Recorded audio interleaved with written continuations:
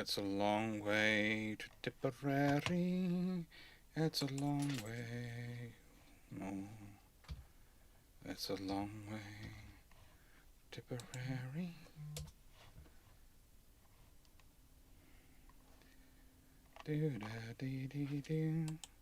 Hello, everyone. Right, I'm just getting things up and working again. I've basically had to go and rebuild systems. Do apologize.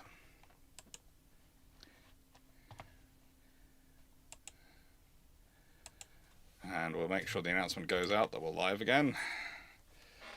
Oh, good lord, this was fun. Not. I don't know. It's a good job I did spend the time I did as an IT technician. Otherwise, I'd have been really in trouble when it comes to doing all this stuff.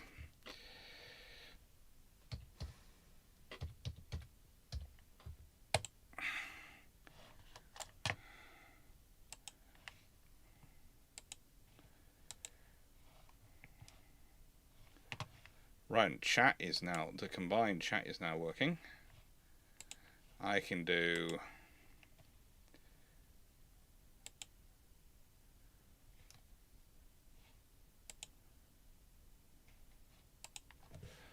this. It should now be working, he says. It should now be working. The problem I've got at the moment is that BT haven't yet given me the system I need to use properly, to properly dual wield the channel, the networks.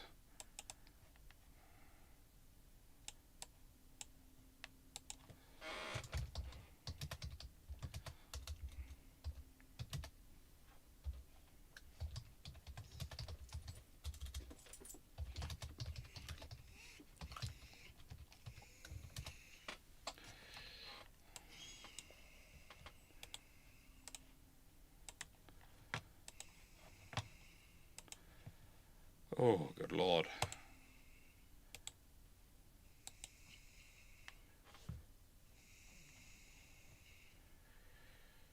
And yeah.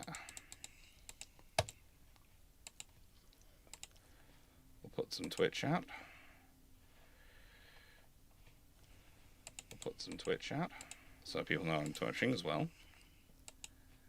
And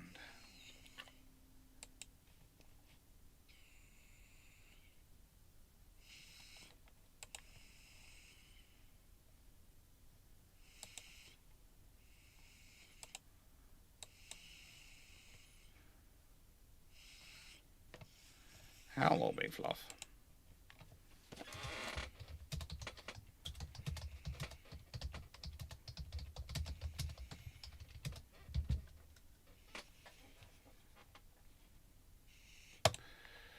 Done. Did the poodle help resolve the issues? No. No, he did not. He thinks he did. He feels he was absolutely essential to it. But realistically, all he did was sniff my behind while complaining that I wasn't that I wasn't moving quickly enough. Because he was worried about, it might affect his biscuit supply. The interceptor versions of the Tornadoes. Hello, everyone. But they were going to be installed on the IDS airframes. Hello. Ah. Right, he's just dragging us over now. It's the ground strike version of the Tornado. Not really dragging you anyway. You're still in the Bruships chat. The Bruships stage, if I'm not mistaken. Mm-hmm. Yeah. Yeah. Yeah, that's good. That makes life easier. No one moved around. Still there. There are the questions. Still talking rubbish. That's fun. Yes. Foxo says that she likes the Goblin. Why? And she also called the F-14 Tomcat a fat, overweight, past her prime Karen, soccer mom. Yes. Yeah. As a mod, I moved to ban on a permanent basis Foxo from this Discord community? Seconded. Vetoed. Vetoed. Yeah, I veto I your have to say veto. I'd veto that on the grounds of she's one of the few things that keeps you under control with the wind up. On the grounds that in a nice way, if I didn't have her around, then in nicest way there are others who might turn up more often. I don't know if that's a Like? good or a bad thing. Like, Yeah, you might give her a complex. and have her who not. do I scare off? Fleet for starters. The entire reason he doesn't come here as much is he can't deal with you correcting him 2 nights in a row. Not quite accurate, but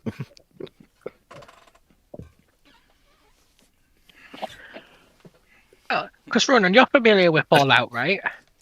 Uh-huh. I do also find Night Stalkers and Fallout cute. But according to everyone else, they're horrific monstrosities. and they kind of remind me of Drakes from D&D. Yes! Foxo, have a look at. Have you got thingy open? Twitch. There's a comment for you there. So somebody new Foxhound 421A. He's not new. Well, okay, it just says first time chat. It says the Tornado 2000 is a stealth tornado. Well, I don't know anything about that. Just to explain something which I've been having issues of. This is a load balancing. Basically, this is a load balancing router. This lovely Asus router here. That's really good. I bought this, paid for it. Haven't managed to install it yet. Why? Because BT have not yet sent me the business version of their router, but because they've only got copper wire to the house, and if you don't have their router to act as an in-between, this can't deal with that copper wire. And it seems like a small change, because when I called them before doing it, I said, all I need to do is, can I change to a business router? And they said, yes, you can. I've had this for 4 months. I'm still waiting for the business router from BT. So this is why I do not yet have dual internet that can support itself. I mean, if there's problems with one, the other can take over, and vice versa. So, for those not wondering, sometimes when I'm vecting against BT, it is British Telecom. Other times, it is BT the Admiral. It is the challenge for you to figure out which one I'm complaining about. Now, here's the fun one. Loudwood. In the world of information warfare, what purpose do intelligence ships provide in the 21st century, and what specs would modern or future vessels have? Depends what kind of intelligence I want to gather. If I want to do electronic warfare intelligence, then pretty much every ship which can have decent radio mass on is going to be potentially to be an intelligence gathering asset. If I want to do a survey of close-in shore waters, I probably want an uncrewed surface vessel, probably surface vessel. Mainly because I can be live streaming the data back, and the odds are the thing's going to get close enough, it's going to get caught. Basically, again, it's what do I want the intelligence information to provide. There are some intelligence assets, ships, which are basically there to not only hoover up all data, but watch all the satellites as well, and sit out in the middle of the ocean watching the satellites, in which case they're quite big and have massive radars and systems on them. What do you want to do is basically the answer to that question. And if you want... Well, what I think is if you want accurate answers to that question... redacted,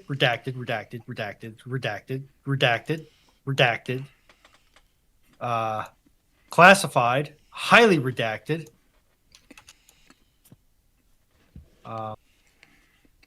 redacted. Yeah, redacted. Could tell you, would then need to kill you. Will need to kill you, might then tell you. I'll tell you in 125 Dan, in the nicest years. way, you are an NHS doctor. You are not sending any of that stuff. Oh, I'm not. I'm not getting anywhere near that kind of thing. Yeah. Nobody's dumb enough to. No, what I mean is, you tend to be studying people, not countries. Your radiation levels take place on a far higher level than what we're dealing with here. Are you telling me that Dan is a significant source of humans for MI6 or whichever one it is? No, what I'm saying is that actually the radiation levels which you get in a hospital when they're using their equipment is actually usually higher than what you're trying to pick up by the time you're picking up on an intelligence ship if you're trying to listen out for it. You are trying to decipher incredibly weak signals. So poor Dan, sitting here with his knowledge of electronics and systems, is used to dealing with things far, far stronger. Yes, on the other hand, I still struggle to get the ultrasound probe to detect U-boats. I wonder if I get... Who gets more Not radiation, Dr. Dan or me? Or I radar don't- operator? I don't get very much. Because of the nature of the job. Good news for my ability to have funny-looking kids. The United States federal government recently raised the limit at which a worker can be exposed to radiation before it triggers reporting.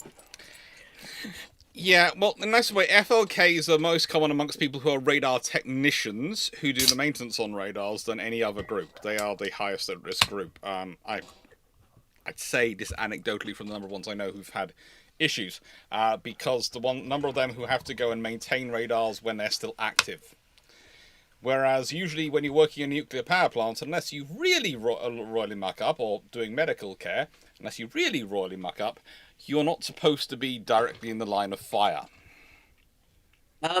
So the second biggest group, by the way, is helicopter air crewmen, because they tend to fly so close to the frigating radars.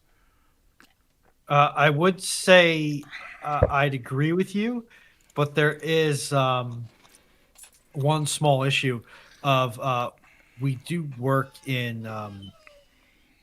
the containment dome on a not irregular basis. You still should be okay. Our dose. Okay, in American parlance, in American practice, our doses are monitored and we are time limited. Excellent. Based on our location inside of containment or just the reactor structure at all. Okay. 968 front. Can we say the Guinness class carriers are so untouchable that any politicians trying to get rid of them would end their career? No. We've been over this before. You've asked me this before. There's nothing which is so untouchable that politicians would get rid of their career. But the odds are, the moment something, it's kind of like the Conservatives who decided that in the next election they couldn't really talk about defence after the 2010 defence review because so quickly things turned around and looked terrible for them. And that was why the Conservatives were a party which kept blaming themselves when it came to defence. It was quite a funny election. Gossi de Padre. The UK has Warspite, the US has Enterprise. What are the ships in the other navies which have these greater presence? Ooh. I'd love to say Liang Lang in the Chinese Navy because she's caused all sorts of issues, but not always in a good way. But she certainly had a very big impact on the Chinese naval culture, in broadly speaking a positive way on a national level.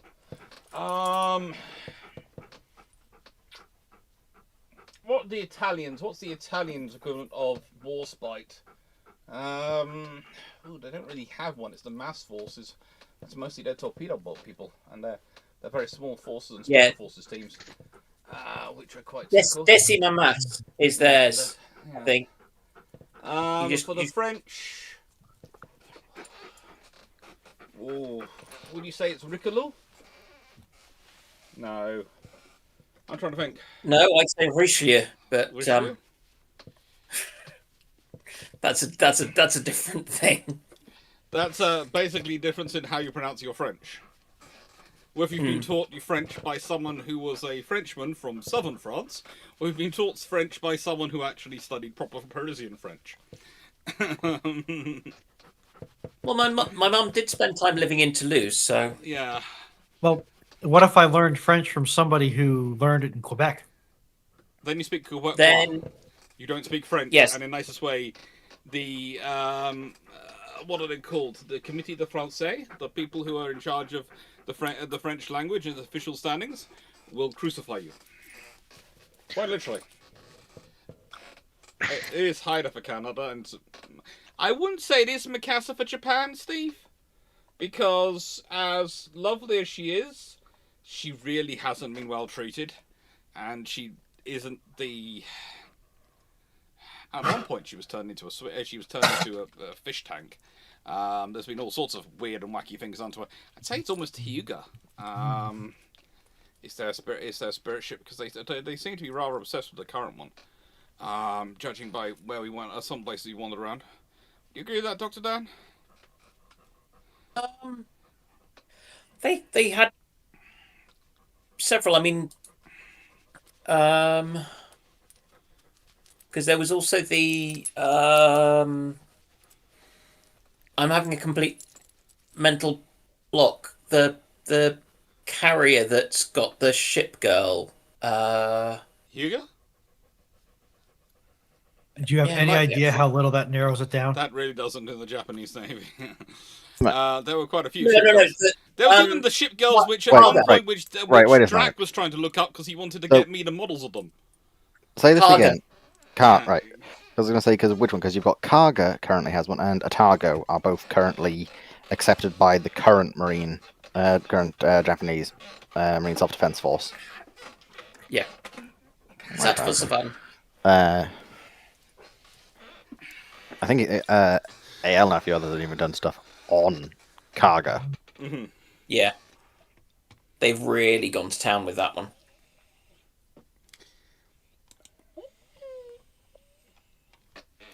I'd like to do a naval history video with if there was one. I don't know. I haven't managed to find one. There is one with a ship girl VTuber. I think it would be fun to do a naval history chat with a ship girl VTuber. Mainly to wind up my mother, but also because it would wind up the rest of my ship-shape colleagues. True. Although I've got a lot of plans this year to do a lot more of working with other people and a lot more of joint videos and shared videos and streaming like that. I was just going to say one. Oh, sorry. Just Carry on. whilst we were between. I am debating with a poodle. No. I was having a look through something, and there was a question in Drax Live about the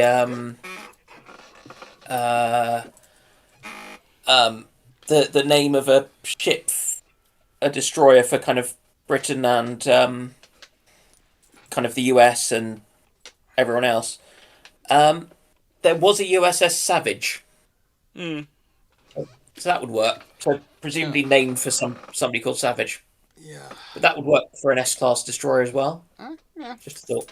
Ethan Yang, if CPA-01 had actually been built, and would Britain have partnered with France on the enlarged Charles de Gaulle to replace it, or would have gone with Cadabar Queen Elizabeth?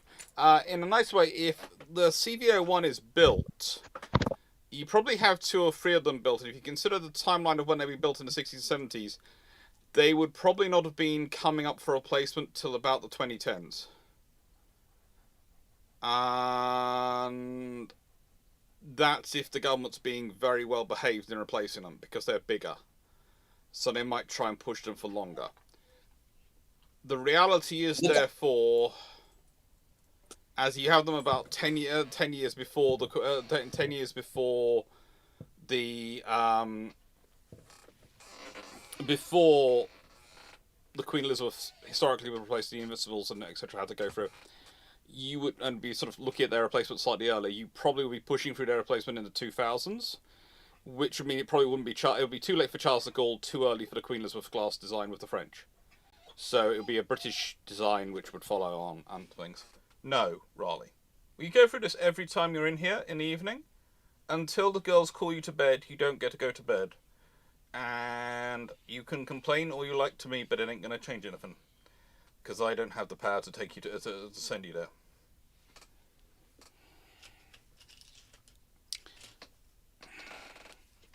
So pretty much, look, Charles de Gaulle sort of ruled out because the British really didn't at the time in 1990s 2000s would not have wanted a nuclear power plant.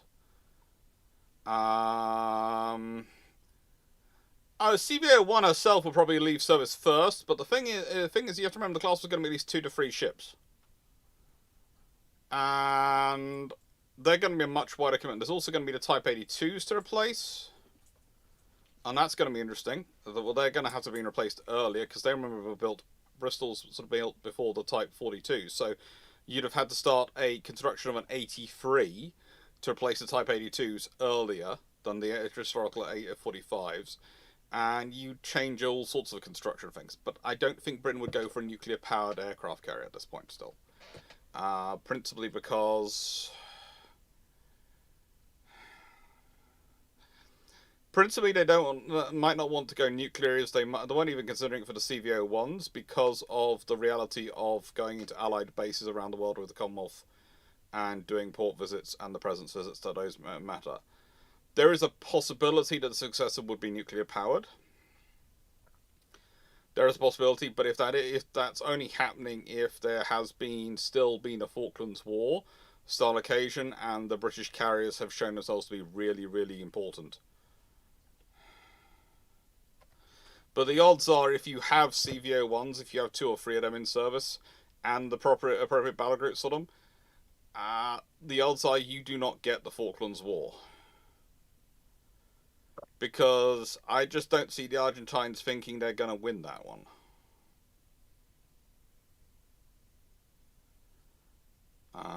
The interesting thing will be what aircraft the British are operating, and if they have moved on to operating combined they could be an Anglo-British, Anglo-American version of the Super Hornet, might be what they're operating, or something like that. The question is, would they have been upgrading the F-35C or the F-35B? Probably could go. Seeing as they're Catabar carriers, they could well be going F-35C.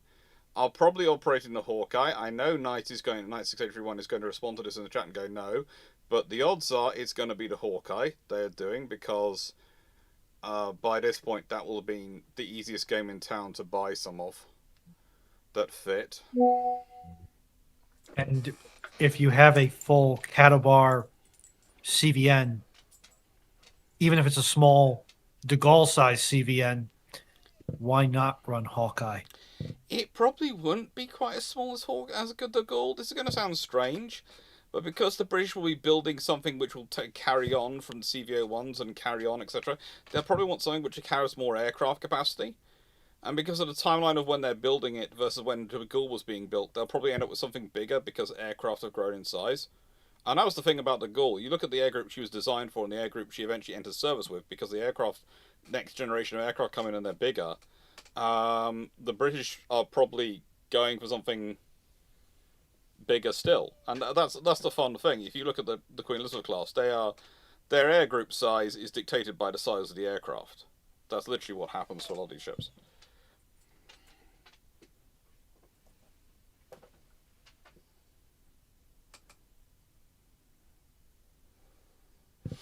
But it always has been the way. You have a carrier into service, and it can take... Well, if you consider, Ark Royal could take 72 aircraft when she enters service, as could Courageous and Glorious at the same time. They could carry 72 aircraft. By your time you're at World War II, they're down to roughly 60 each. Why? Because in the space of even those 5 or so years, from when Ark Royal was designed and set up to when she was entering service, the aircraft have increased in size.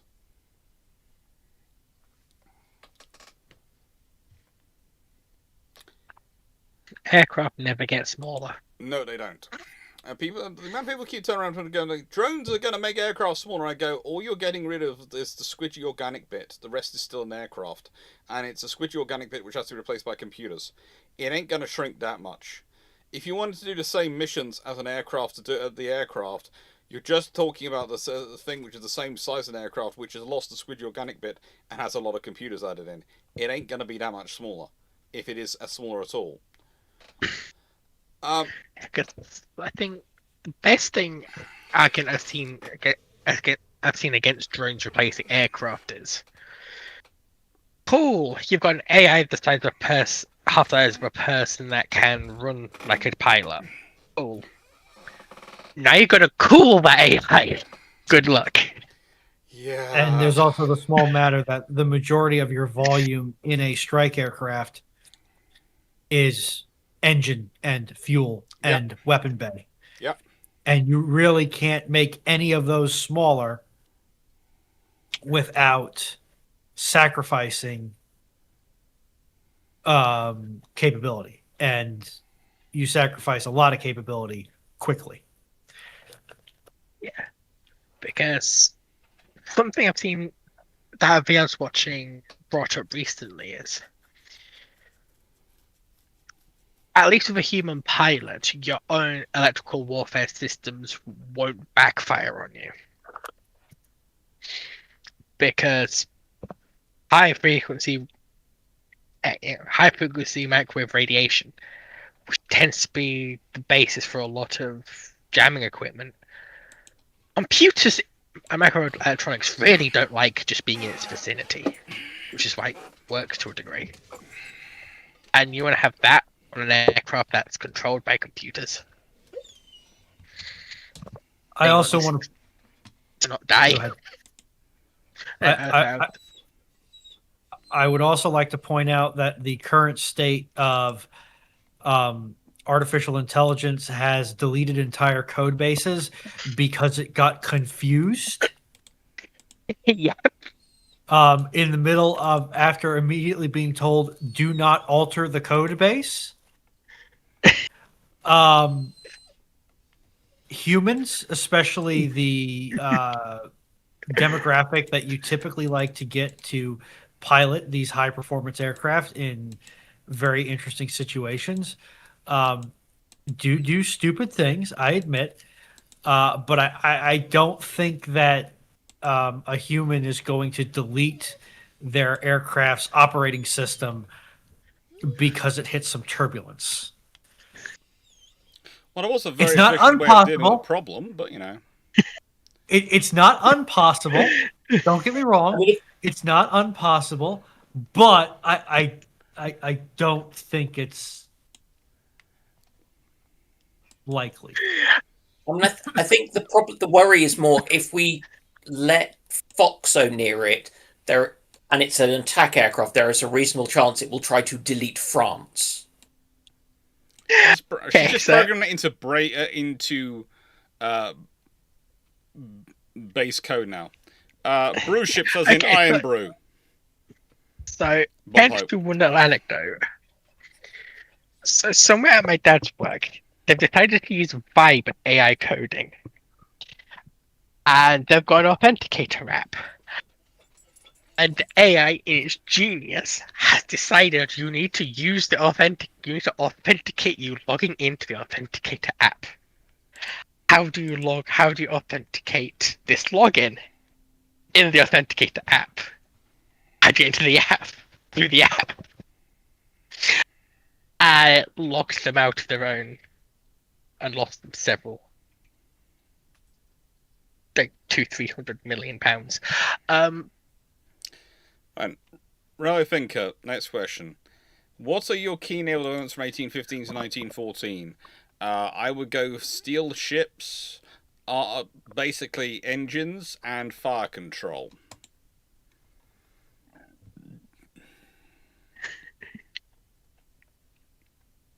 Anyone else? 1815 to 1914. Steel ships, engines, fire control, torpedoes? Turbines. Just any sort of engine. Yeah. I'd go for gearing, honestly. You don't quite think how important it is until you need it. Large-scale precision machining. 1815 to 1914. Yeah, large-scale precision machining. Okay, we'll precision for its time, yes. Yeah, we also need to add chromium to steel. Okay, I'm sorry. They were able to start making reduction gear turbines that could go from God knows how many thousands of RPMs to a couple dozen RPMs while carrying high five and six-figure numbers of horsepower. I think I can call that precision. Okay. Like, I don't feel bad about calling that precision in any capacity.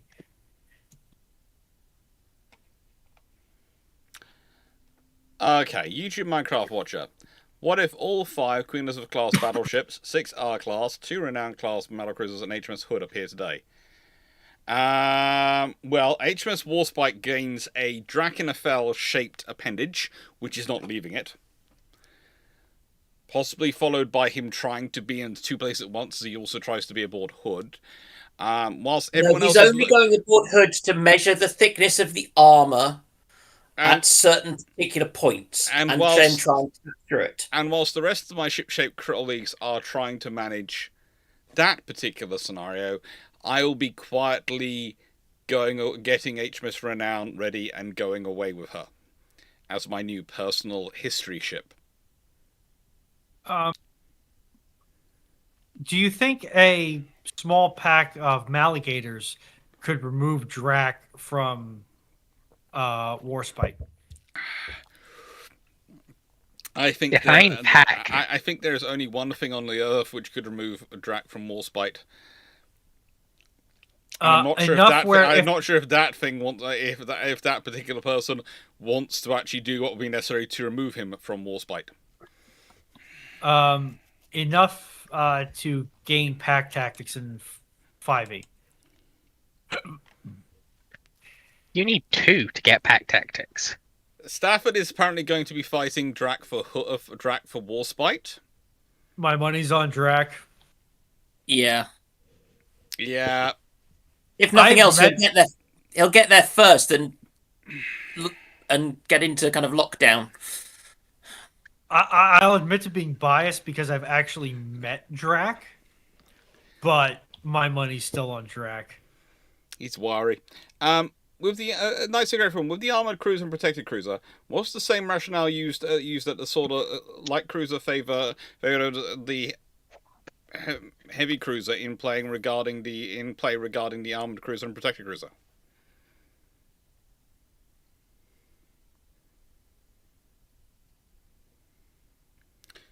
Okay. So Ish is the right phrase to this one. Ish is certainly the right phrase. With the armor cruiser protector cruiser, the same rationale used to say, I would say broadly speaking, but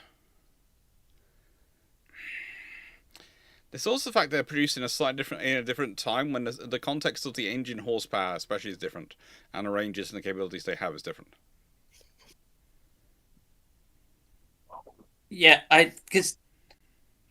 it's different paradigms and different, because it's things like the light cruiser, heavy cruiser is when you're dealing with visual fire control, which limits your range functionally, and rate of fire, where you have either complex mechanical systems that can only go so fast or hand loading, which is why actually the 5.25 in theory was a kind of faster rate of fire than the 6-inch, so it could actually throw more shell weight, and so you're kind of looking at that kind of throw weight at that particular kind of range window.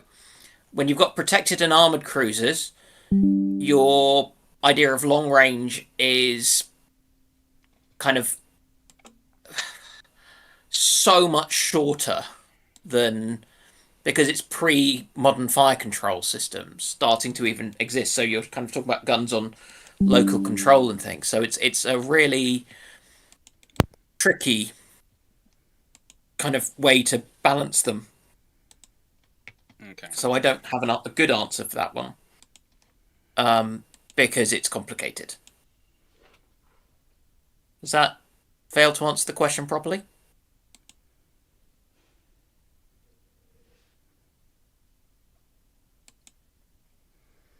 No, it was fine.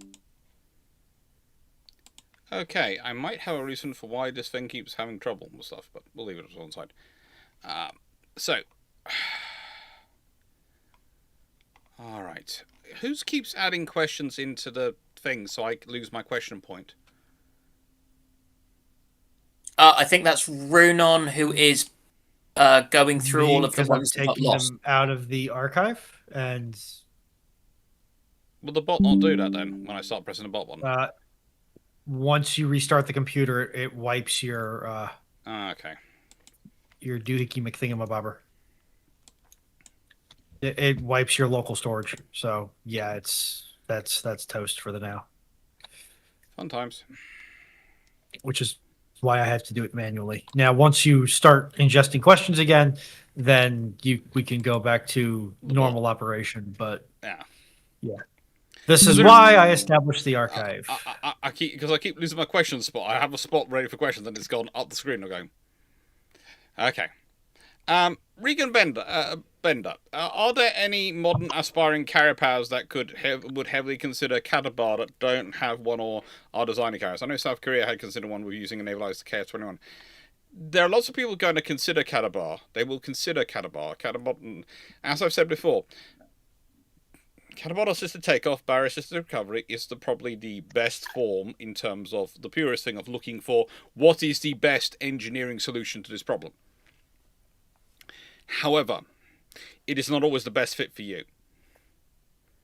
Now, I remember I talked about it before. For Britain, we were looking at originally the idea goes that we would have had the 2 Queens and 3 LHDs, and all would have been able to use the same aircraft, which would have made far more sense for Britain than having carriers which could use one type of aircraft and LHDs which could use another type of aircraft. I think we can all see the strategic value of that, because whilst it would be the Cs are the better would be give you the better strike range. If they can all operate the same aircraft, then that means if you have a carrier not available, you can use an LHD in the carrier role, and that can cover that role. And you end up with 5 decks you can work from, which for a medium power makes a lot of sense. And I think that's also cost. Yes. I think there's also the point is what a lot of powers are currently looking at is they're trying to work out their strategy. There's even discussions in Britain as to what exactly the replacement amphibious warfare ships are going to be, because they keep changing their design and they haven't yet realistically got out of the design stages yet. So they keep changing their ideas. And there is a worry this could be end up being a Horizon frigate project, where basically we're the other side of this deal. But we'll leave that to one side.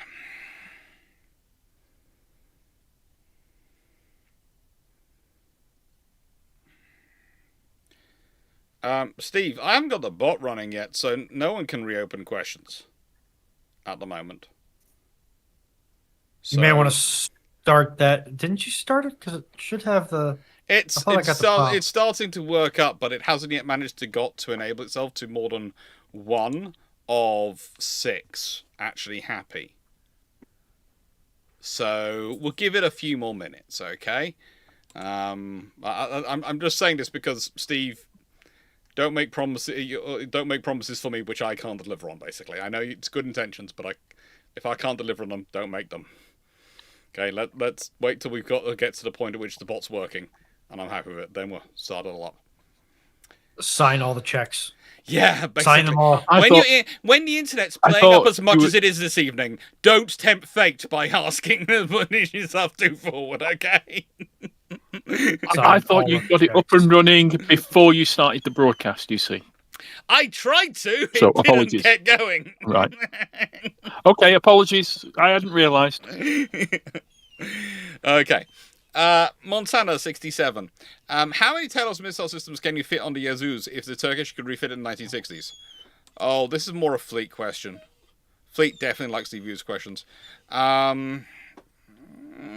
A fair number. She's got quite a few deep magazine spaces, but honestly, with a ship that old, why would you be doing it? You're talking about taking the Gorbon and converting it into a Talos ship in the 1960s. That's a hull which already is going, please, Lord, put me out of my misery, let me go. That's why it's a Fleet question. Yeah. Thank you, Foxsound421, for following the channel. Right, Stafford. What, in your opinion, is the most overlooked ship class of World War I, World War II, and Korea? I would say flyer-class corvettes and flyer-class sloops. I would say that especially the latter group, because they tend to get forgotten completely. And the fact that one of them does make it all the way through World War I and World War II does always kind of fun.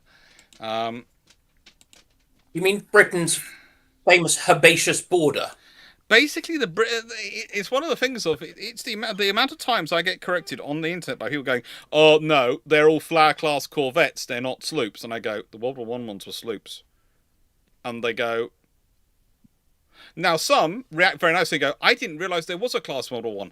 That's great, thanks, give me the information. Do you have any details?" I also go, "No, there wasn't. The British don't only had flyer-class corvettes in World War II. They didn't have any flyer-class in World War I. And then I have to try and take them line for line through the various different classes of the herbaceous border they had in World War I. And I then have to point out to them that I can go back earlier in history, and basically every time the Royal Navy is seeking to surge its number of small vessels, if in doubt, the flyer class comes out. And this is why we all knew, that the Black Swan class sloop, which they were talking about years ago, was never going to happen. We knew it wasn't going to happen because it was called the Black Swans. The moment they start talking about an uncrewed surface vessel, which is called the Flower class, that is when we have to worry, everyone. That is a sure sign war is coming. Now, what happens when your right-wing politicians decide that we cannot have warfighting implements named after pansies? We don't care. The same points were made in World War II and in World War I. The Royal Navy don't care because they just turn around and go, "Yes, but here's the thing, sir. Let's say they sink HMS Pansy. They then have to go and write headlines saying, 'We sunk a Pansy.' Which one really looks bad in this situation?" Oh, good. I can still run people over with fatal results. Are you driving to work, or is this in a different context? I need to do is just to make Paul happy is to get the tread, which auto extracts the blood out of the cadaver and then puts the cadaver in my inventory. Look, Paul and me are both worried about your vampiric corn tendencies now at this point, Runon. The Emperor cares not from where the spice flows, only that it flows. Okay, Blistine, thoughts on Andrew Field's Iron strategy in the Far East 1939, 19 to 1939? I recommend it. Crap. I don't agree with everything in it, but it's a very good starting point. I've talked about it a few times over the years on the videos channel. Literally, for me, it's as easy to find as it's here. I do actually have an answer for Steve's question. Okay. But we've Vulcan, got Ethan Yang's question first, haven't we? Well, it's technically Steve's question came before that, and I just didn't jump in to answer it. Okay, answer that one. Vulcan and her sisters in classification. Cool. It's a set of ships, the essentially floating machine shops and foundries of at least the U.S. Navy. You hear about the ice cream ships, you hear about the Liberty and Victory ships, and you hear about the oilers, at least as a point of pain for the Navy. You never hear about the machining ships. And yet they were very, very critical. Yep. Okay. Carrot 1151. At what point would there be an effective enough intra-ship communications net for modern destroyers without its missile loads to go back in time and provide enough live data to tip a battle?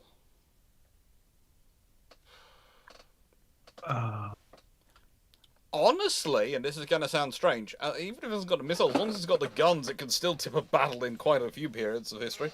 A modern 5-inch gun could take out quite a lot of aircraft and quite a lot of other ships as well. It could certainly do mission kills on most battleships and cruisers long before they could get into a range at which they could actively engage you.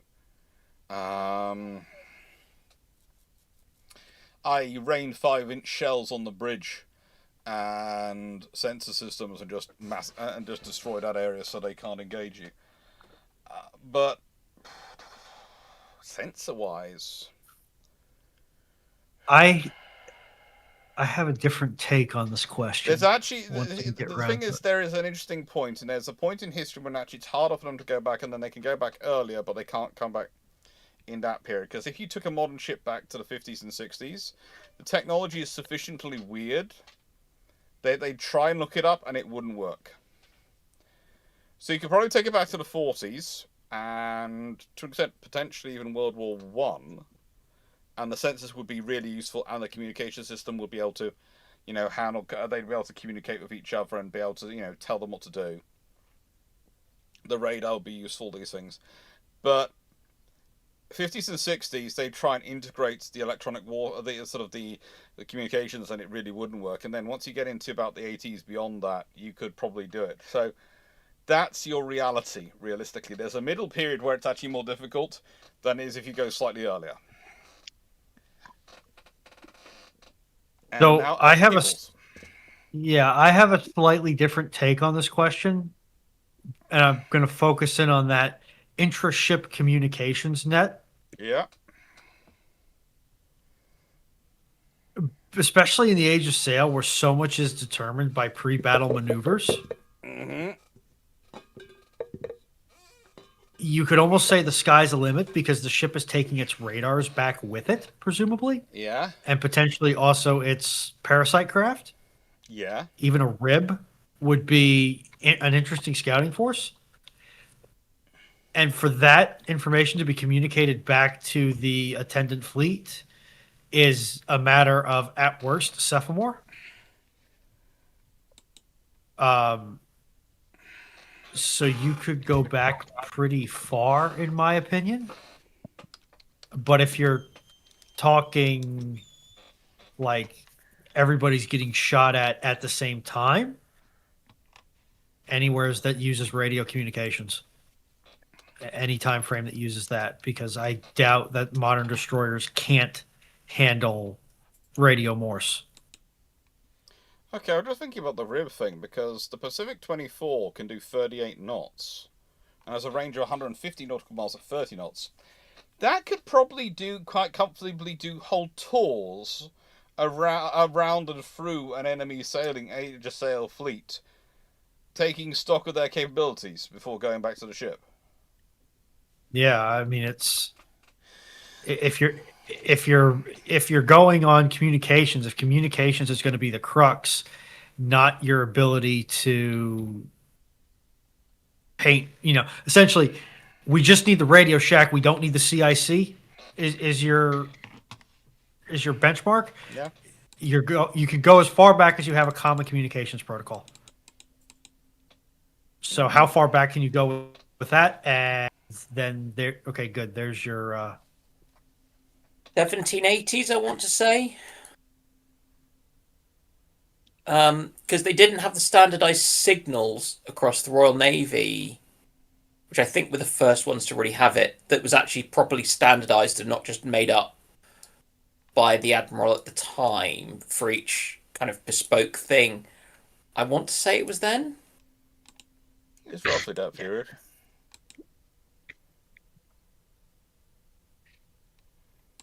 You know what's really fun thinking around? There's just a picture of HMS Welshman has just come up on Twitter, and it looks really like an enlarged tribal class destroyer.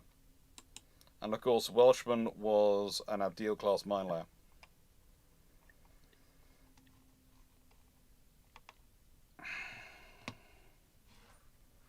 Now, Ethan Yang, do you think the Trump class battleship will eventually evolve into a heavy missile cruiser instead of after Trump leaves office? Look, I've said this before many, many times. The US Navy's been trying to get a cruiser for pretty much 40 years. Okay. 50. They have been trying to get a cruiser for 40 odd years. You could argue even longer than that. And whilst they did get some lovely things in terms of the Virginias and the Californias, which were some very nice cruisers, they got the Ticos, which were, let's be honest, destroyer leaders rebranded as cruisers because that helped the Congress feel like they hadn't let a massive cruiser gap open up between them and the Soviets. And since then, the US Navy has just been going, we want these bigger ships, and they aren't getting them. So much so that even you've got the flight-free Burks are theoretically supposed to replace the Tychos. This is despite the fact that the Flight 1 Burks aren't that much younger than the Tychos, and to replace their role, you would need something of a slightly different orientation than a flight-free Burke, realistically. So that's a problem. They need a cruiser. I think partially, or a large escort vessel, I think partially reason it's called a battleship is because they're hoping that gets through without being cancelled.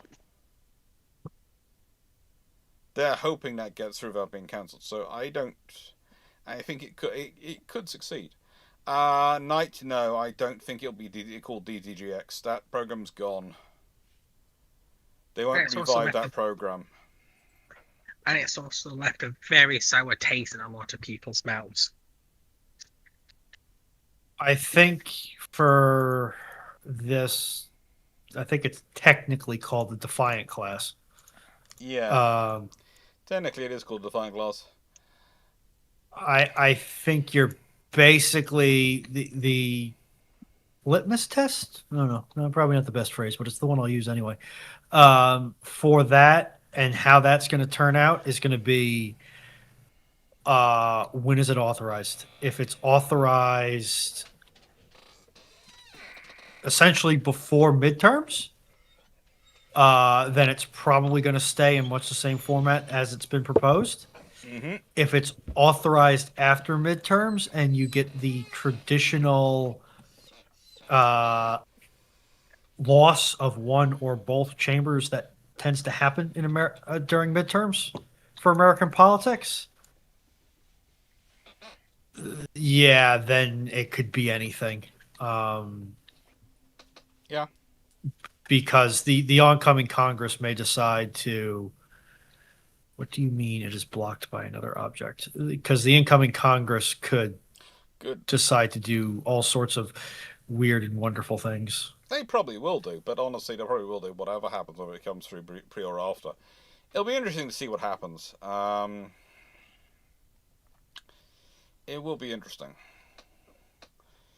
I think it'll also be interesting to see what actually is the final end up taking out of all the stuff that's apparently being learnt in Ukraine, because one of the things that's coming through to me as a lot is there are quite a few people who are looking at the lessons of what Ukraine's doing and are going, well, if you have the money, there are some very easy fixes to prevent these things happening to you, which the Russians aren't doing because they don't have the money to do that. They don't have the infrastructural money to do this available because they concentrate on other things. And that's the thing. No one has an infinite money tree. I know this might shock people for me to say this. No one has an infinite money tree. No one has an infinite infrastructure. You have to sometimes make tough choices, and sometimes, at the moment, the Russians can't allocate some to some of the systems which would make a lot of sense in preventing what's happening to a lot of them in terms of the attacks on their harbours, etc. But there again, it's a fine one for us to talk, because whilst we've worked out the solutions, we haven't implemented them either. And that's the reality at the moment. It's a case of, it's not an unsolvable problem, it's a problem which requires funding and infrastructure to solve, and you've always got, at the moment, higher priority calls on it. And it'll stay high priority until it's too late, I fear, because that is the lesson of... It will stay as not quite high enough priority until something really bad happens, and then someone will scream and holler and someone else will get executed for it. Or fired, or cancelled, or whatever for it. Yeah. It's which is incredibly sad. Yeah. It's the way the cookie crumbles, though. You have limited resources, and until it's urgent and important, it's not going to get. Yeah, until it's the right combination of everything, it's not happening. Yeah.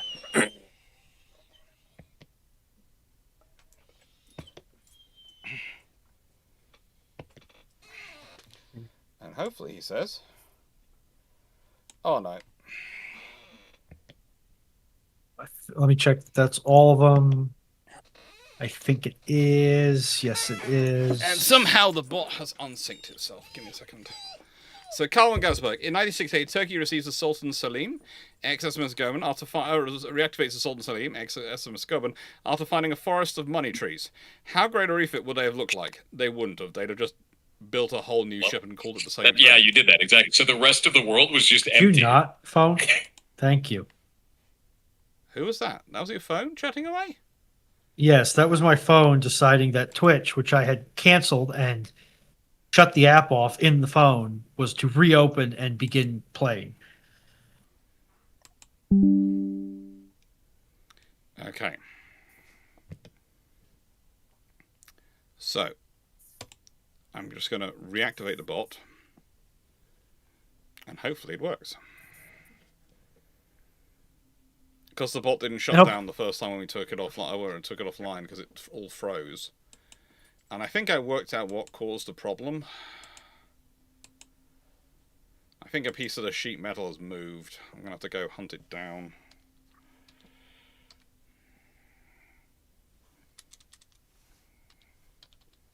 I hear they're real slippery materials. But moving like that's kind of a really sheety thing to do.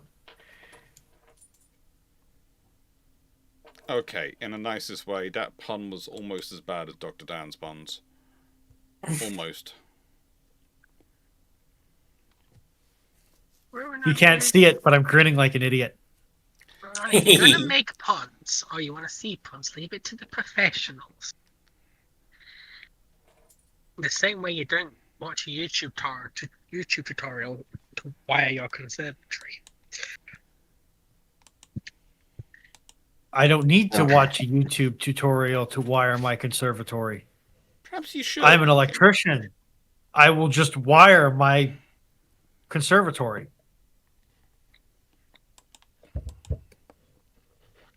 In the words of Samuel L. Jackson, do I look like a... What? Cannot be Can't probably say cannot it be on said this here. channel. Yeah.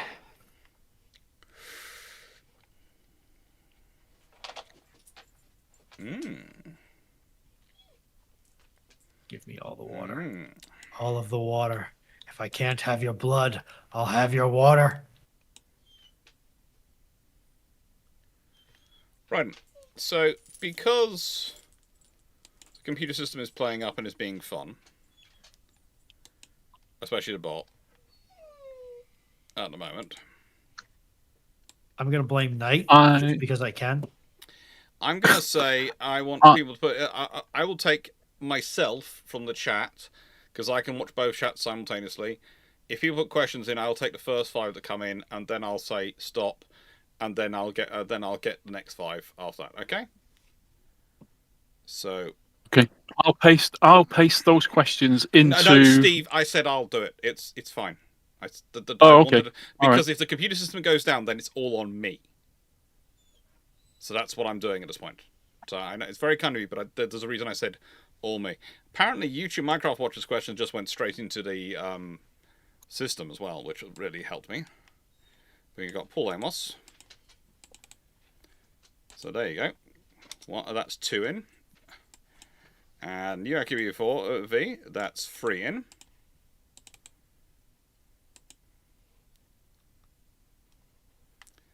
And 92831. Take care, Calm Gaswork. There you go. TwitchBot's still functioning, yeah. StreamBot is being weird. And that's question 5 from Juicy Suji. So I've had 5 questions in. So I'll say questions closed for a moment, and then I'll do elections first. So, okay, next questions. Sorry about me, my boy. And yeah. 96831, you already got that. That question was already taken in, but sorry about me, boy, too late. Thanks, Steve. So, questions we got in. Can you list 15 names that start with R? This is hypothetical for R-class battle cruisers to be built starting in 1935 to replace the Renown class and R-class World War One. So previous R names are able to be used. Yes, the treaty system. Well, the R class you start off with, but there's also... There's like a whole wiki page for that.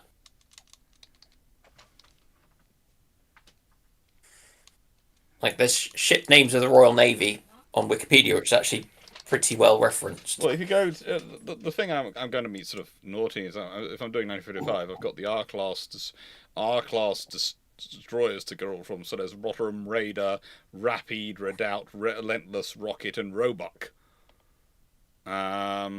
Is there an S class called Sears?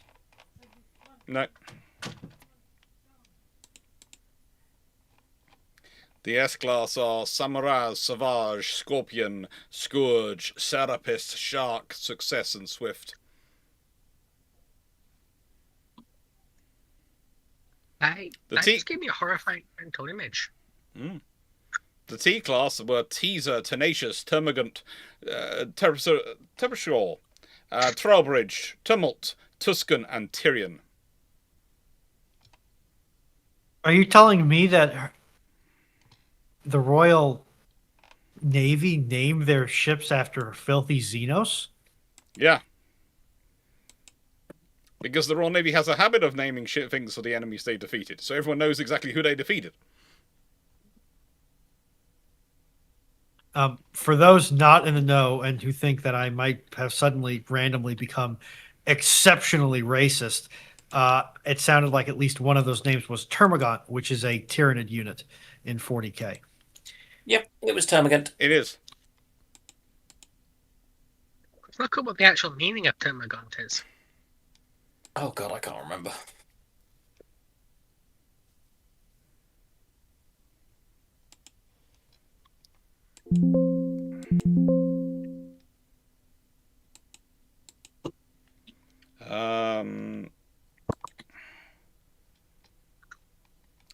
There've been many Termagants in the Royal Navy.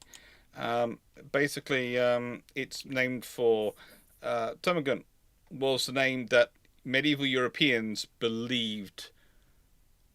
What they believed the Muslims worshipped was the god Termagant. And later that name is used by Shakespeare as to mean a bullying person, someone who bullies people. Now, again, this was the medieval Europeans, and this was Shakespeare, not me. I'm just clarifying that before I get a load of messages.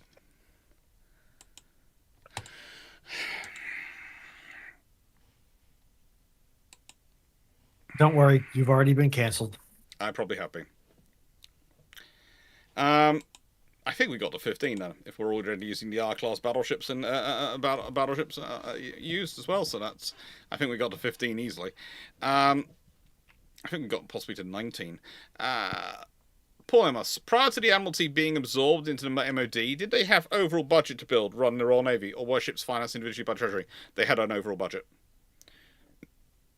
This is one of the interesting things when people start talking to me about their systems and they go, well, if, and this has been a nice interesting email, which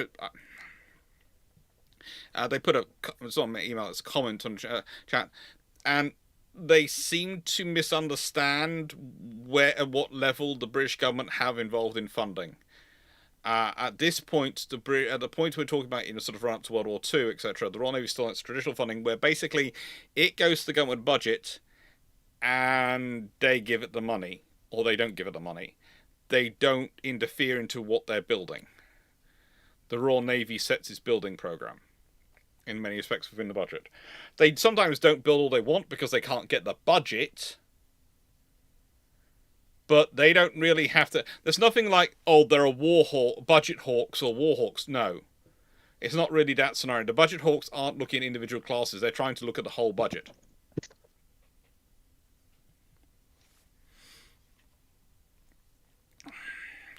Now, New Activity 4472. Question and answer. How far up the rivers of Po, Rhone, Loire, and Danube could a Greek archaic period vessel for about 50 rowers get? And how easy would it be for the crew to portage the craft between these rivers? Uh, 50 rowers. It's quite big. It's you're gonna be, still looking at a ship of about 3 meter draft. well, you're looking at a ship which is, let's say it's just a single length of oars. That's 50. It's still going to be 25. It's going to be a maximum of 25 people per side. It's 25 oars. It's not going to be a massively long thing. It's going to have roughly the draft as. Well, no, it's small. If it's a smaller one, it's going to have a inshore draft because it's not a warship probably at that level. As a warship, you'd be looking at something much bigger. If we consider, the probably closest example we can go with is the Roman libellum, which were their little ones which went everywhere, and Laburnums. laburnums, yes. And they got really far up the Danube and up the Loire and the Rhone and the Po. So yes, they could get up very far. As for portage, theoretically, but I wouldn't like to do it myself. I could think of easier ways to hurt myself.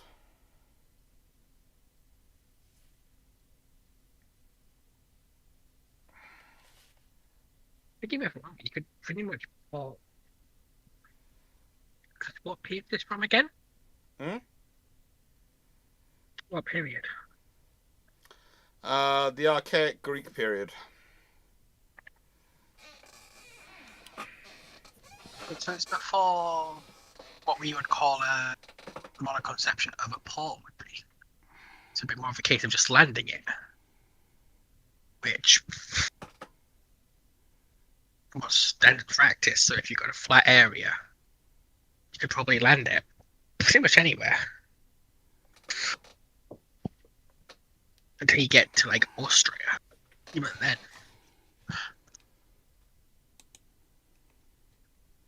For the chat, archaic Greek ships are not like triremes.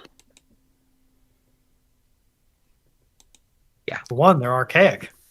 Yes and no. Well, that doesn't necessarily mean they're triremes. If they're warships from that period, they're still going to be early trireme types, because most of the trireme types, the early ones, come from the Phoenicians, and it was the established model from the Mediterranean at that point. But in terms of their merchant ships, no. Their merchant ships very rarely had rowers, though, because the merchant ships were usually a sailboat with a very small crew, which just had enough rowers or enough people to do rowing aboard for if emergencies come up. It's one of the interesting things that comes up. The amount of people go, "Oh, well, you're right. Warships didn't like to have slave rowers. The merchant ships did." And I go, "No, the merchant ships didn't like to have slave rowers either, because that's mouths to feed. And that costs money. They preferred to use sail. They didn't want to spend the money on feeding slaves. You have to feed your engine if you want it to work." Also, there are lots of laws in Rome and Roman civilization about what you are not allowed to teach certain people. Navigation, etc.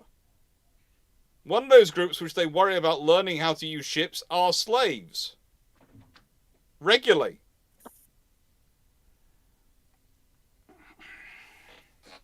yeah. Because slave taking over ships is a very quick and historical way to piracy. Or just escape. When we're talking about archaic, Piracy. when we're talking about the archaic period, we're usually talking about the Odyssey sort of era of Greek history. So think 1000 BC.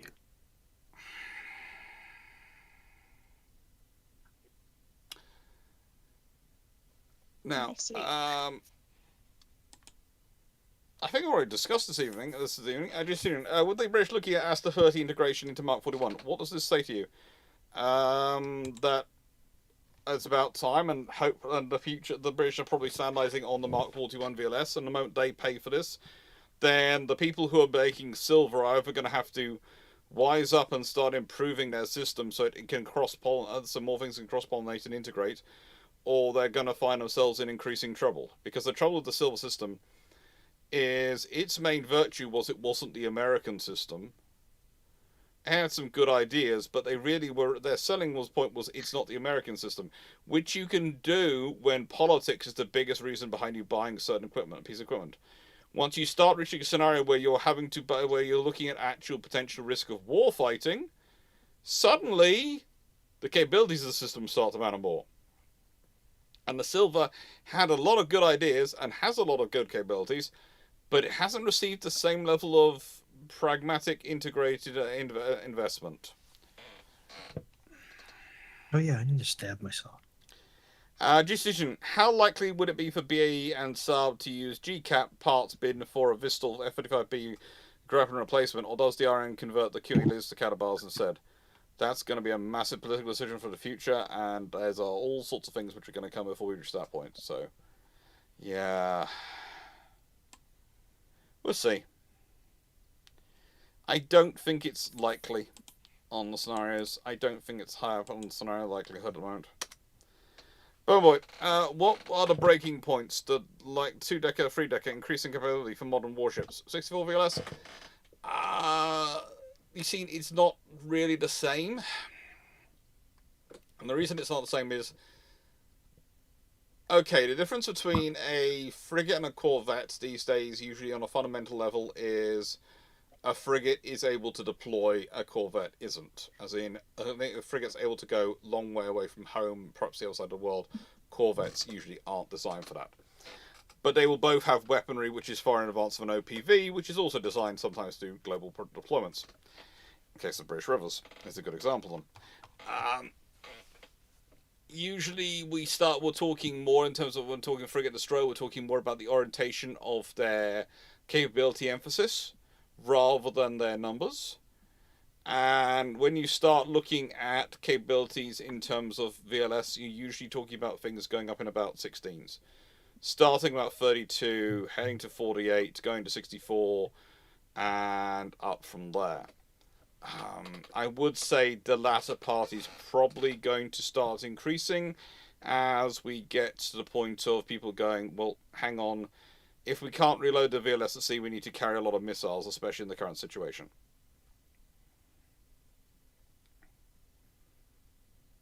Because people are once again reminding themselves that whilst in exercises you might be able to do one shot, one kill and be very cool, in wartime you'd rather do 57 shots to be sure of a kill. Well, it's more the case of in exercises, and again, I know I used this quite a lot, but I use Captain Black again from the Falklands War, who basically went fire 1, fire 2. Because in exercises he's used to firing 2 missiles. And then realizes he's in a war, there are multiple targets coming in on him, and goes fire 3, fire 4, fire 5, fire 6, fire 7, fire 8, fire 9. Yeah, you need a lot. There's also, the problem with VLS count, Blistine, is also, do you consider things like, let's say Naval Strike Missile, which doesn't go in VLS, you usually go in deck-mounted launchers, etc. Does that count towards your VLS numbers? There are some people who say no, there are some people who say yes, and there are some people like me go, well, it depends, what am I packing?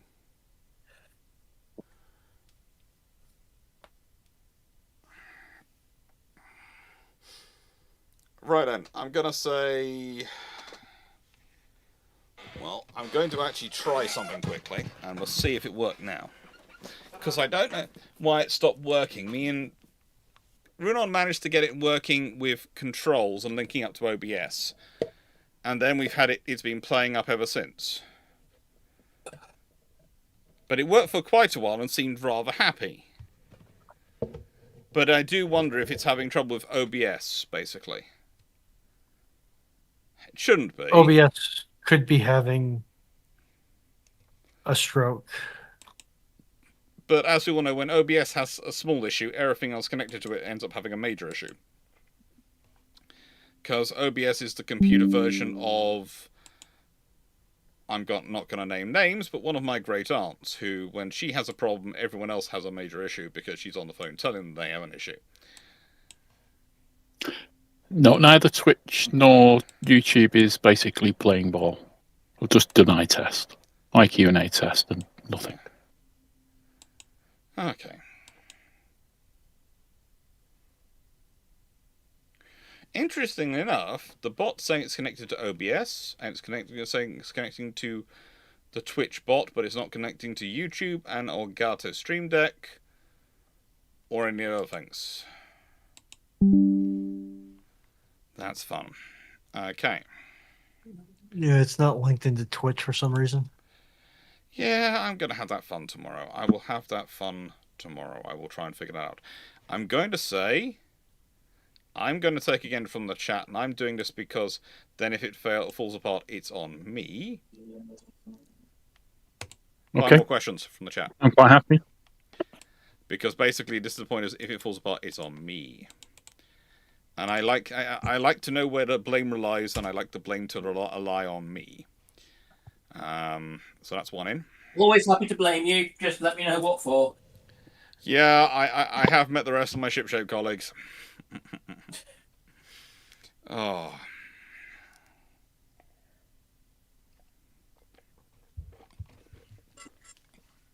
Are you a good friend if you don't throw your friends under the bus?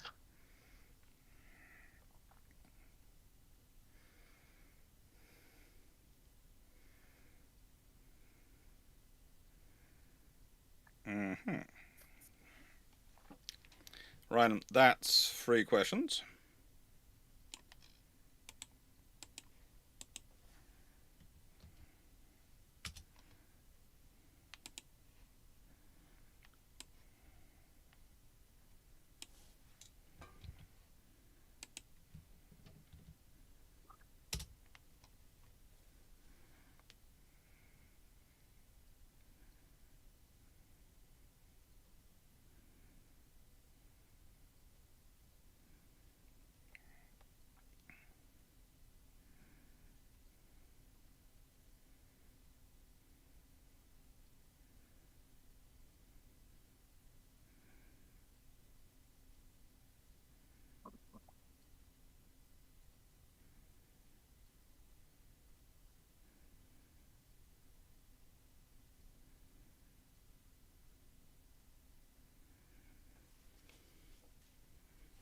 And 1, 2, 3.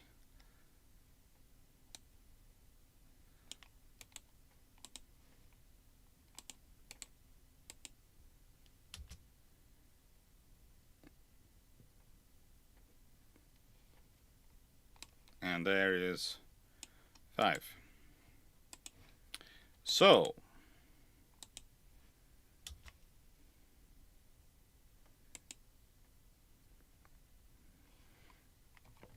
there we go. Got the questions in. YouTube microphone. What if starting tomorrow a reverse Tower of Babel scenario occurs, where everyone can now only speak, read, and write in English, and all previous documents change to match the new language? Which English?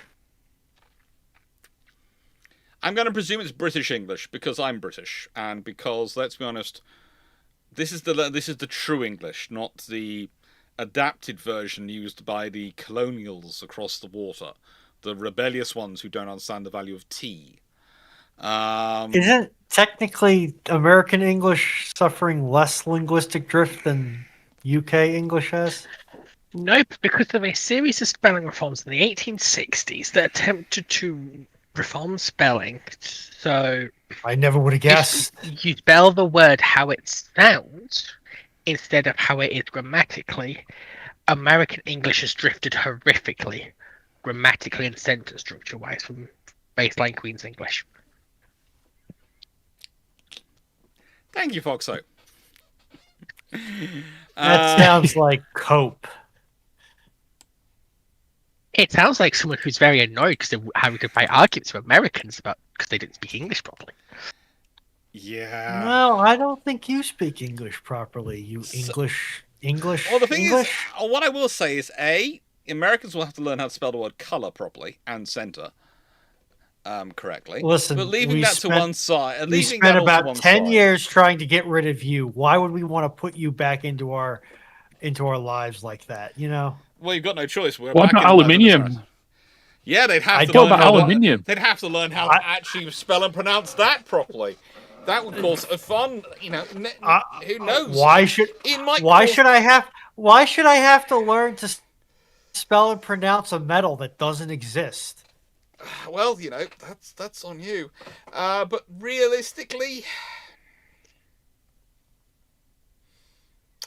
the big issue we're gonna you be facing, and I mean this in the nicest way, is me and Drac could be diving into every Japanese, probably German, Italian archive we could get our hands on, because they're now written in English. We would be some of the most prolific historians in the world, whilst everyone else would be having fun. Just a quick thought. Yes? They would also bring back a whole bunch of dead languages, such as the dead pre-Greek Cretan. I think it's Linear A and Linear B. Ah, yes. True. You would also get the ability to. You actually get the ability to actually read Proto-Nordics at 8th century runestones. Yes. And the Mayan calendar properly. Mm-hmm. Can we finally work out what it's canning down towards? We know. It's nothing terrible. Yeah, the American. I thought it was the birth of you, Dr. Dan, it was canning down towards. No. I think it was closer to the birth of Foxo, to be honest. No, it was just. It wasn't the birth of the Princess Drakenafella, because in nicest way, that will possibly lead to something, considering her heritage.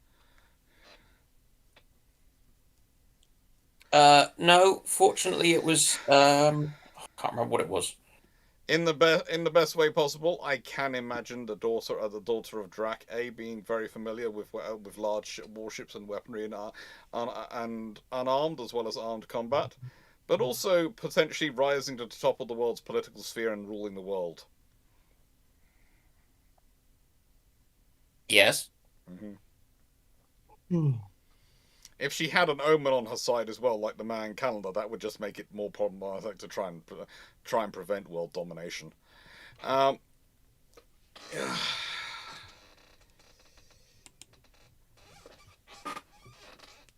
Question 6 from Night Tiger. What made the protected cruiser more favourable in building than the armoured cruiser? It's cheaper, and also you're deploying it for further stations, and therefore it's basically a case of we're mass producing something which is going to require you putting in effort to kill it, but it's not.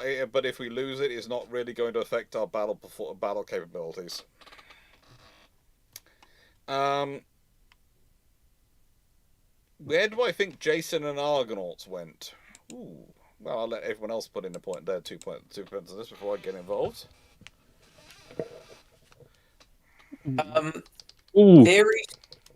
Best theory I've heard is they went to the Black Sea and went to the far side of the Black Sea. I think it goes further than that, Dan. There were, in the deep past, there were links between what was the Black Sea and the Caspian Sea through river systems. Not in this time period. No. Well, links between the Volga, with the Black Sea to the Volga, you're going back hundreds of thousands of years.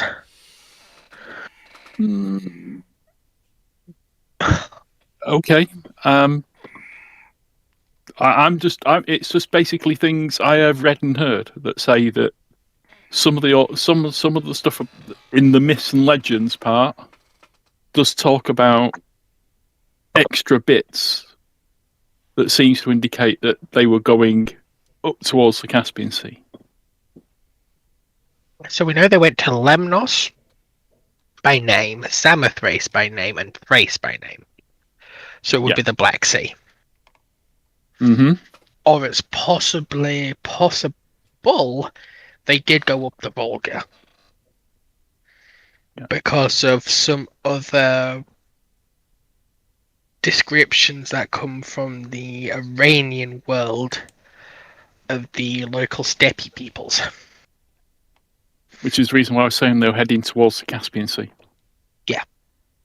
So, but it's probably up the Volga because the links between the Volga and the Caspian didn't exist at this point.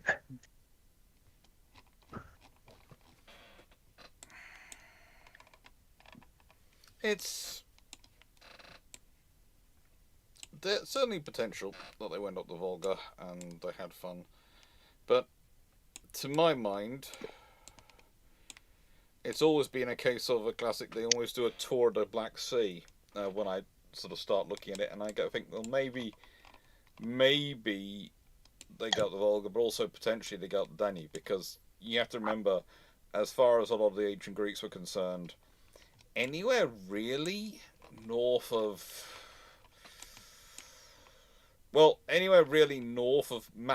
modern Macedonia was otherworld. Weird people, barbarians, not Greeks. Yeah, we know the Scythians are basically the origin of the Amazons.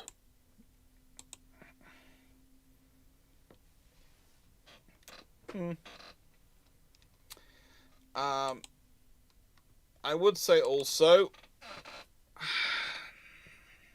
this is gonna sound weird, but the one which really confused me most was historically was what the history would be behind Lemsos in that story was, which was the Islands of Women. Because when I was putting it together and thinking about it and thinking about the history of how it had been set up,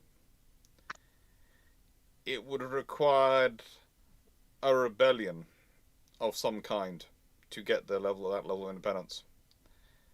And the thing is, whilst it sounds like a good story, in reality, it's kind of difficult in that scenario for that to come about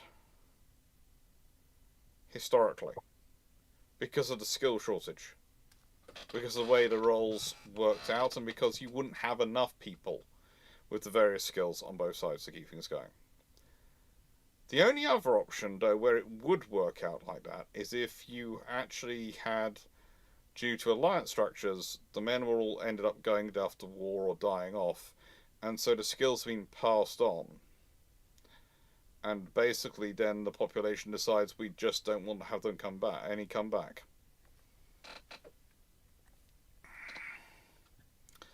But it was an interesting one to think about when I was younger, trying to work it out. Nice one. Question 5. If the British built the 9.2-inch armed Invincible Primary as a follow-on to the Minotaur, as their last armoured cruiser, would a 9.2-inch armoured cruiser fare better at Cornell? 16 9.2-inch guns? Yes, it would. 16 9.2-inch guns at Cornell would be pretty darn scary. We've been over that before, though, with a 9.2-inch gun cruiser turning up there. Question. This is a question. How many 212 CDs ultimately get built? Norway's up to 6 this week. Would Germany build more than 6 of their own? We're going to see, because one of the problems with them making the orders at the moment is that they haven't really sped up production, so we have no idea how this is going to be spread over. It's going to be longer, probably, and it's going to take us going further and further in the future. So any order now are going to be even further beyond those currently under construction. It's kind of like in a comment recently where someone's going, we shouldn't be talking about the Type 83s, etc., these things at the moment, and I can understand their point. They're going, we need to talk about the next classes which are going to come along, and I'm going, we don't. The Type 83 is not only vaporware at the moment, it's a long way off. As said, I don't expect it to be laid down to the end of the 2030s. Mid-2030s at the earliest. Meaning we've probably got a decade or so before it's being laid down. Why? Just look at the pace of construction of the Type 26, look at how many Type 26 are on order, and think about them all going through that same yard. They take on average 5 years to go from laying down to launching. 5 years. You will have roughly 2 to 3 under construction at any one point of time. that isn't going to accelerate you through. It isn't going to get you through quickly. It's similar when we start talking about 2031, the Type 31. When we start talking about that, people go, well, what about the Type 32? What about that future? And I go, again, that's going to take time. Because we are, believe it or not going to be finishing that production line in a while. For a while. I worked out the actual figures in one of my things. Yeah, there you go. In responses, I worked out the figures. Type 31 will be using the yard till 2031. So that's 5 years before a Type 32 could be laid down. So the odds are nothing will be decided until 2029 at the earliest, which is also when we have our next general election.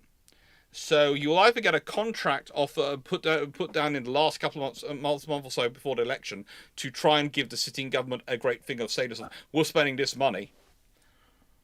Or you will get a new government come in 2029, which sometimes happens, and they will immediately change their mind about everything. And that's the other problem. When you start thinking about that, again, you're talking about the mid-2030s. There could theoretically be 2 changes of governments between now and then. 2 parliamentary general elections, there could be 2 changes of governments. It's nice to talk about a Type 83. It's fun to talk about a Type 83. Unless you know who the decision makers are going to be when the decisions have to be made, you cannot start to predict what the history is going to be. What the future is going to be. We could get, and I'm not saying this is going to happen at all, but we could get Nigel Farage and the Reform Party elected as the government, and Nigel Farage could turn around to Donald Trump and go, I want to build a British version of the Trump battleship. And can we copy the designs and translate them? And that could be the future Type 83. I can already hear Fleet screaming. We could also get the scenario where Labour keep talking about a hybridisation of the fleet, which basically means they want to build a load of. They keep talking about, are we going to build some uncrewed ships to assist the destroyer? So we have the destroyer as a kernel ship, the Type 83 as the kernel of the program, and then we have uncrewed assets sailing around it, and we could end up building the ships and then not building the uncrewed assets. Or they only build 1 per ship because they're saving money. And of course, we can surge out these uncrewed assets when we need them in wartime. We don't know because we are so far away from the decision making at this point. There is literally almost no point talking about it. It's just discussions of vaporware. It's important to discuss around. There's the reason I'm doing the videos I'm doing. I'm laying the groundwork I am. I'm trying to get into the conversation so we're actually having the conversation about it. So we have a proper conversation about it. But the point is, it's good to have a discussion moment because we need to start talking these things around. So you have a proper platform to make decisions from and inform the people. But decisions aren't going to be made for ages. And it's the same with the 212s and what comes after them, because even if they do say they're going to order more, by the time you get on to the next ones, it's going to be different governments potentially. And I realised that was a nightmare for Fleet, that scenario, but that's not actually a impossible scenario. What I put out. When is y'all's next general election? 2029. Legally, it's an impossible scenario. Unless you have a vote of no confidence, but legally, but it could also be a vote of no confidence, but also it could be that we are dealing with, I don't know, Baron Trump could be the next president. We don't know. America seems rather attracted to the idea of monarchy recently.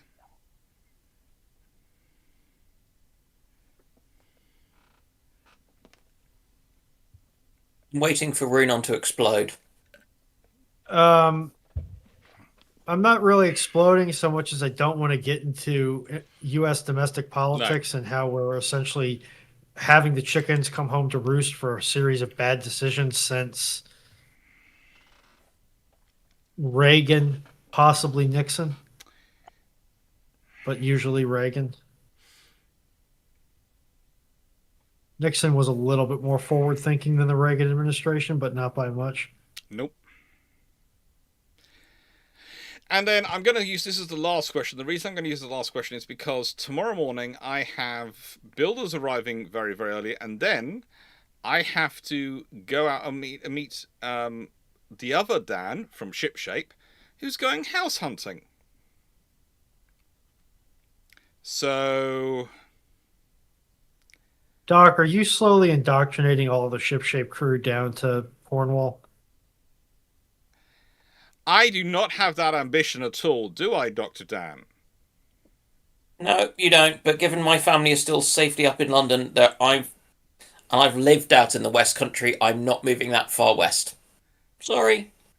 Yes. Dorset's as Dr. far as I Dan. go. And I guess I might stretch to Exeter. But, yeah. You've got a lot closer already, and you're the only one talking so far. I'll get you the full way. No, you won't. Mm-hmm. I'll at least get you down here for ice cream. Yeah, that you will. Basically, I'm Dan, not willing to Dan catch is it, looking forward to when I have spare beds set up in this place, because he's planning on coming down for a lot of ice cream. Yes. I will roll back up to London. Yeah. But no, the other Dan is coming down looking here, and I've got a few. There are a few other Shipshape crew are currently looking in this area, in Cornwall area as well, because it's a nice area to live. And I think honestly, the conversation I was having with one of our colleagues, which I won't reveal too much because he's still discussing it with his significant other, was it's quite well set up to support people who have interesting hobbies down here. They're far more accepting of it. You have more space to spread out and have your interesting hobby without disrupting people. If that makes sense.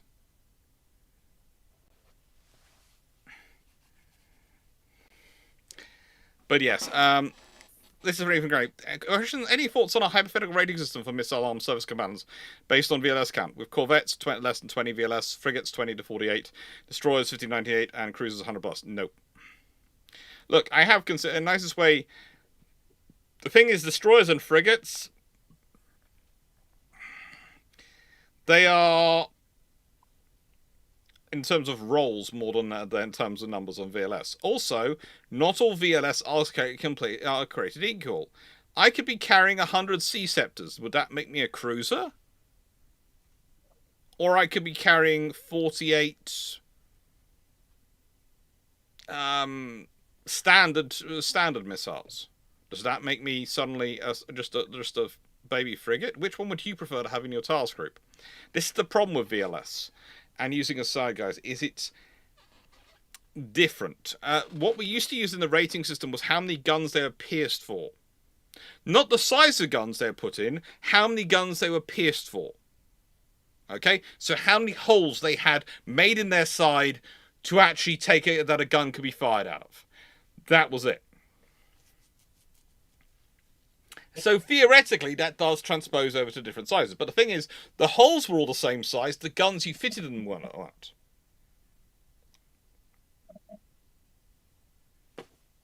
And that's the problem. Me and the Shipshape and me and the Bill Trump's crew and the Shipshape crew to extent have all had this discussion on a few occasions. And the problem comes with the range of VLS systems you get and the limits they impose. Because again, the Type 45 destroyers, they had a 50 silvers put in because they were going to have Mark 41 VLSs for the strategic systems. So they have literally a VLS which can only take the Aster missile. They don't have the flexibility to take land attack missiles, etc., those things in there. And someone usually get someone turn around and go, well, there are these missiles which go in the silver system. They do. They go in the A70. They go in the strike length one. They go in the sensible silver. So not only did we go for silver rather than Mark 41, we went for the non-strike length version.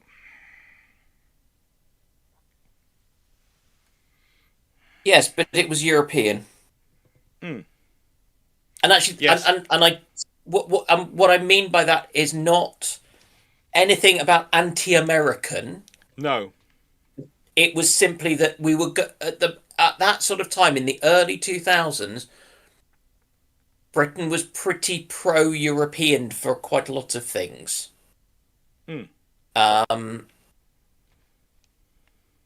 So I think it was that reason. They were doing a lot to try. Remember, it was part of the Horizon Frigate project. We pulled out of the Horizon Frigate project, so staying in buying the silver VLS, that sort of thing, etc.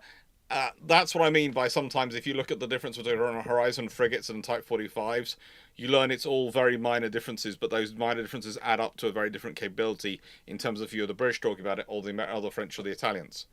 But otherwise, they both have the A50 VLS. They both have, these systems. It's a commonality already. We were basically trying to establish a European standard.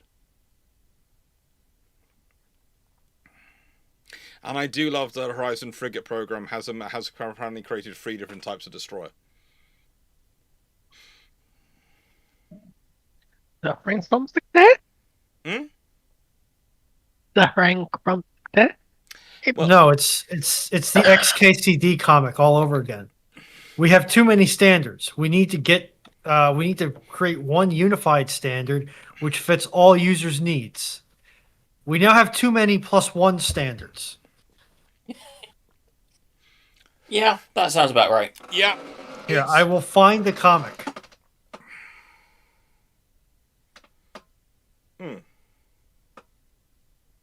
There we go. Copy image link. Right, and with that being said, thank you very much everyone Chat. for being here. I hope you've enjoyed Paste this evening. chat. Thank you to my team for being here. As I said, I'm off to sort out stuff because I've got plumbers in again tomorrow. I hope I will not be having another 4 days without hot water because the hot water tank has been busted. I hope I will have working radiators in my lounge.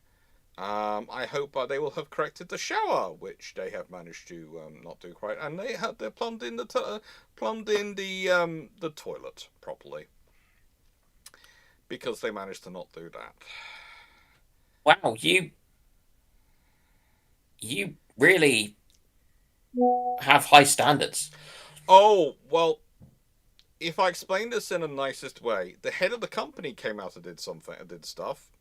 Then we had come out the guy who is the really good technician who works on them, who used to run his own company but doesn't want to do it anymore.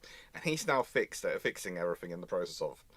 But it's probably taking him longer to fix everything than took the head of the company, who came even though we'd asked for the other guy first, because, I'm the head of the company, it'll be fine. I'm sitting there going, no, my friend, you've not done this for years. 10 years.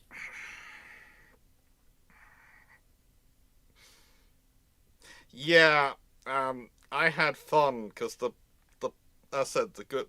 very good technician came to us the other day. And the thing is, he's a nice guy. Please don't get me wrong. They're both very nice people. They're both lovely people. They're all nice people. I don't like being rude about them. It's just the reality of what dealing with has been like. It's a case of I'm being truthful, but I don't want to be considered. I don't want people to think I'm being rude about them or nasty about them because they are nice people. But it's a case of, yeah, I'm not paying for that. I'm not paying for you to muck up. I'm sorry, I'm not. Doc, you saying that they're nice people has the same energy as bless your heart? In the nicest way, one of my great aunt who lives in Texas's favorite sayings is "Bless your soul, dear. Bless your soul." Yes. That is Southern lady code language for my God, you're dumb. Or I love it. She's the one to be that naive again. She's the one who I taught GTB GIB to as a phrase, as a little sort of quick thing to say. GTB GIB, and she loves it. I'm guessing chat will be able to work out what that stands for. Hope chat will, because I ain't got that kind of brain cells. I'll explain it to you once the live broadcast is over. Thank you, everyone. Take care, Yep. and see you all this week. You should have noticed some videos have started to be populated up in advance. Friday's video is last Saturday's planned video. So the video which will come the Friday after that will be the 4 naval theorists. I hope you enjoy that. There will be the videos will be scheduled and sort of loaded up as much in advance as I can do it. Thursday's live will hopefully work out fine. And thank you very much, everyone. Any good ideas for how to get British Telecom to actually respond to your phone calls to them and actually do what they're supposed to be saying? Please comment below in the chat. It'll be in the comment below on the video. I'd be really, really hopeful. So far, I've tried everything I can think of. Take care, everyone. Get the British equivalent to the FCC involved? Oh, trading standards already are involved, and they're still not responding. And trading standards find it really, really annoying. Are they not responding to you, or are they not responding to trading standards? They're responding to trading standards, but still not responding to me, which trading standards finds really, really annoying. Oh, it's fun. Take care, everyone. Look after yourself.